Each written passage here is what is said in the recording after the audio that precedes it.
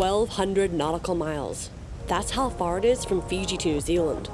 By boat, the trip takes several days, and there's all sorts of complications that can arise. It takes a whole crew to safely make the voyage. Along the way, there's troubles that you can always expect.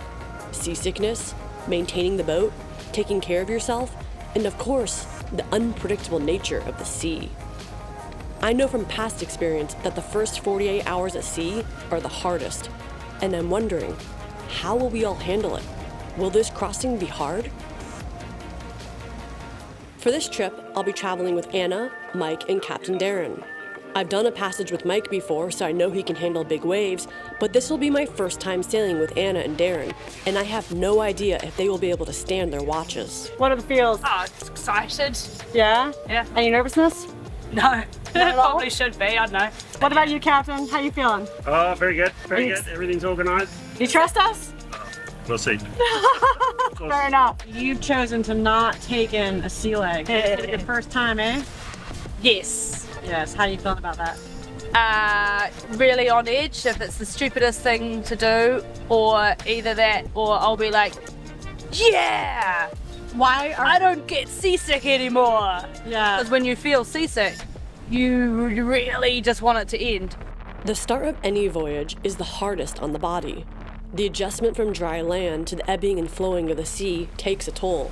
No matter who you are or your experience at sea, even the biggest waves can cause the saltiest of sailors to feel seasick. I just take one seasick pill right before I start first day, maybe the second day as well, and that gets me through, but I won't need any the last couple of days, so.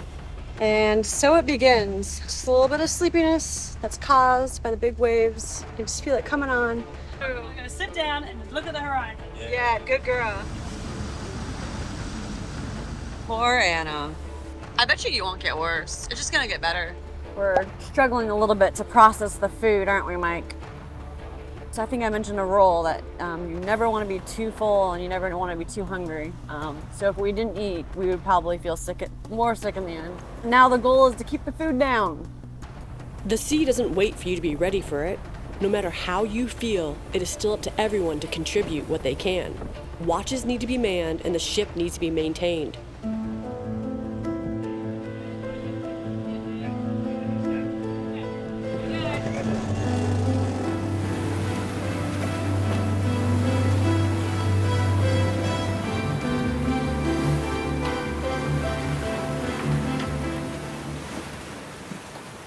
So if seasickness is so unpleasant, and we knew the first 48 hours would be so rough, why did we subject ourselves to this just for fun? Oftentimes, a shared miserable experience brings people together. As you feel better, you find yourself much more at ease, and a lot of anxiety about the other crew just goes away. You laugh about what you just went through together, and you feel strength in your mutual love of misery and ability to get through it. It's a bonding experience, especially when you all feel up to eating that first meal together. You have to move everything to get in the front. That's so typical of boats, don't you think? Yes, absolutely. And annoying. Darren's wife, Claire, amazingly pre-made a bunch of meals for us for dinner, so I basically just have to throw it in the pot and heat it up. So tonight, having chili, so I'm gonna cut some slivers of cheese and put on top of it for it's hot. And I've got some chips over here that I'm gonna sprinkle on it. Easy as. I'm using a gimbaled stove, which means that the stove stays level regardless of where I am or how the boat's leaning. Thinking cheese, what do you think? On top. Yeah. Does everyone want cheese? Okay. Unanimous votes in favour of cheese. What's that? Unanimous votes in favour of cheese.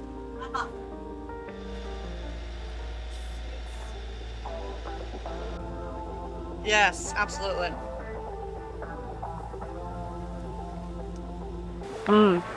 That is delicious. Happy Anna. Just real happy. Mike's eating real fast over there. Tuna, egg. Salad niçoise. Well, thank you very much, lady. We appreciate you. From meal to meal, don't we?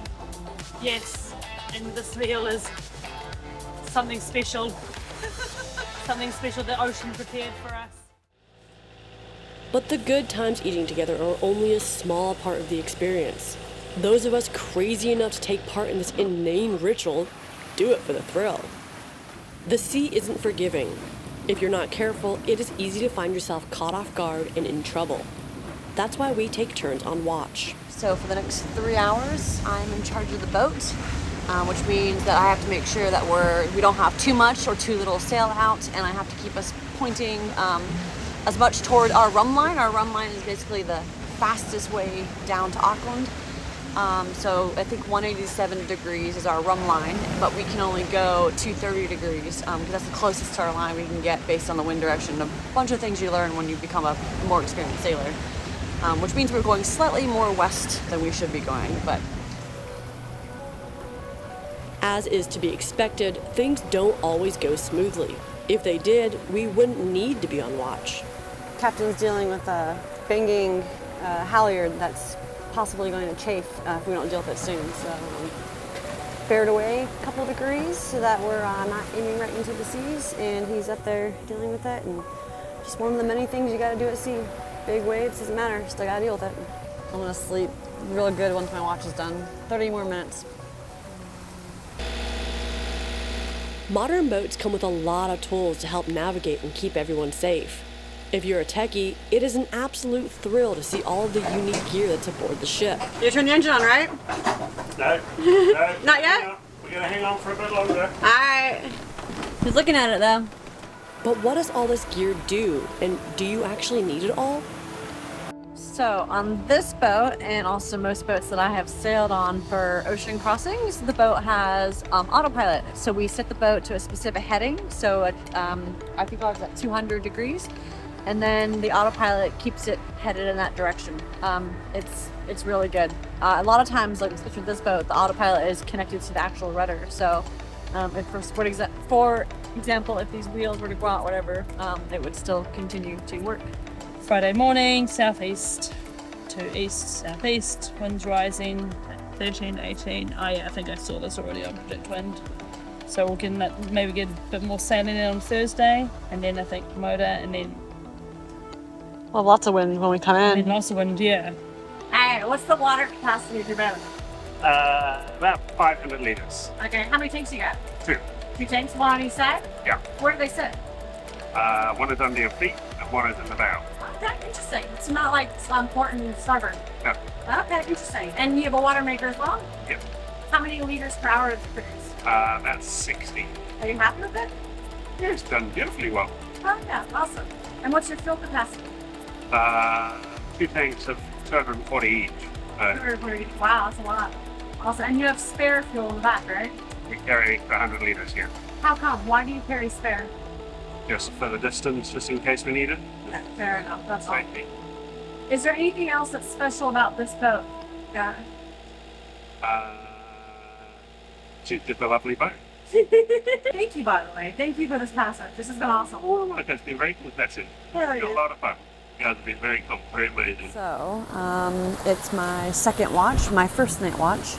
It's, I think, 1 in the morning right now. And yeah, we finally had the wind die down, which is really nice. It was really building and building and building. The waves were getting bigger and bigger. And then we hit a peak about midnight or around 11 o'clock. And so now it's finally dying down, and we should have really beautiful weather tomorrow. I'm feeling really sleepy. I was feeling a little queasy earlier, but I laid down. Unfortunately, 2 crew did not do so well. Not able to keep dinner down. So yeah, we're still adjusting, but it should get easier and easier and easier. So yeah. So during last night's watches, there were a couple of squalls that came through, and that's why it's really important when you're on your watch that you need to check what's called a radar, basically. And a radar is like a scan around you, I think like 24 nautical miles out or something like that. And it checks for what's called a squall, which is like a big old rainstorm that just comes through and just tons of wind, and it can like knock boats down. They can be really dangerous if you don't watch out for them. So whenever a squall came through, we would take down some sail to make sure that we didn't have basically too much sail up. So yeah, really important to constantly check the radar and make sure that nothing coming through. The other thing is to make sure that the angle of the wind is hitting the sails right, because this boat doesn't go upwind very well. So if the wind is coming too close to the front of the boat's bow, basically a weird angle, we don't go very fast. Will we just slow down? How is that working?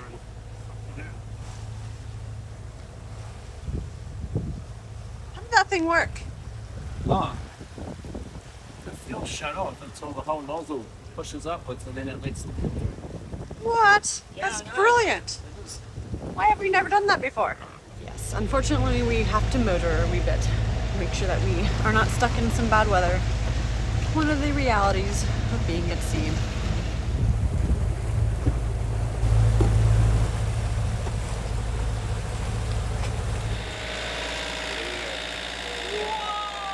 Handing over a watch is an interesting experience. Rarely in life do we get such extended solitary moments where we are directly connected with one of Mother Earth's most threatening elements. There is no doubt that the sea can kill you. You spend your entire watch super aware of the possible threats and your responsibility to everyone else on the boat. So when you hand over your watch to the next person, that massive weight is suddenly released. Whatever worries you may have about that person or the weather or anything else suddenly doesn't matter because you're so freaking tired from being alert, the toll of seasickness on your body, and constant broken sleep that you immediately crash into a slumber. Good morning, Whanau. Today is an exciting day. Today, the no can do or not can do, however you say it, crew gets to do one of the most basic human actions. I will not tell you what it is yet. A little bit of building up for you. But I'm quite excited because it's going to revolutionize the entire next couple of days and make them just a little bit better. That's all I'll say. At sea, there's a lot of things you'll find we take for granted on land. Access to water is, ironically, much more limited. There's additional complications that can come with just about everything. Even something as small as using the washroom can be a trying experience.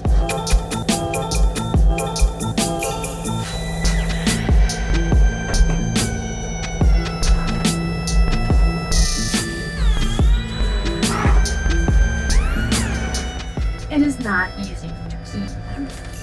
Space is at a premium. There's only so much boat to support everyone. It's really not fair because I got here first, so I took up all of this space. So Daniela just had to put her bags on the floor. I'm okay with it. That's good. That's right. I asked. I made sure you're. I'm adaptable. Yeah. Yeah. So what's this thing in between us? What's it called? Uh, Oh no, you're so, you know these things. It's a lee cloth. Come on. I know. Stage fright. Lee cloth. Working on the boat works up quite a sweat. For the sake of everyone, you've gotta keep up with your hygiene. Well, it's my turn. So the shower is brilliant. This little shower curtain folds open and then clicks in with some magnets, and there's hot water and cold water. There's some shampoo bottles which are like fit in. Honestly, this whole system is brilliant. This is schwanky. I think this is my first shower I've ever taken on passage. With so many struggles at sea, you might be wondering why we all love it as much as we do. With experiences like these, for every low, the highs are so much higher. There's nothing quite like being on a boat with nothing but the sea in every direction. The rest of the world fades away and lets you experience the here, the now. In the eye of the proverbial storm, there's peace to be had. And for as much as the sea demands of us, it can give just as much back. Guys, it's beautiful here. Woohoo! First person at the bow. It's gorgeous in here.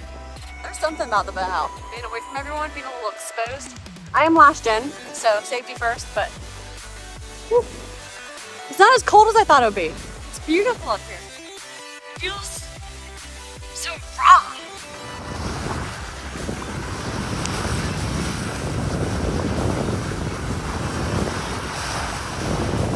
The water's so clear and it's salty. Everything's salty up here.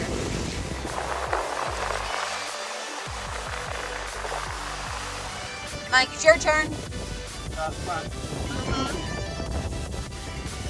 Safety first.